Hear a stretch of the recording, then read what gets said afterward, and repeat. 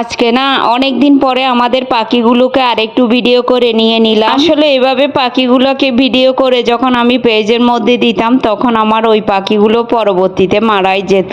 এখন আমি ভিডিও করতাম না। ভিডিও করার কারণ হচ্ছে একটাই, যেহেতু আমি এই পাখিগুলোকে অনেক দিন পরে আপনাদের সামনে হাজির করলাম। পাখিগুলো এবার না আমি সেল করে দিব, তাই একটু ভিডিও করে নিলাম। অনেক খারাপ লাগবে এই পাখিগুলোর জন্য, তাই তো আমি একটু ভিডিও করে আমার কাছে রেখে দিলাম। কথাই আছে না, পালা পশুর জ্বালা বেশি, আমারও অবস্থা তাই।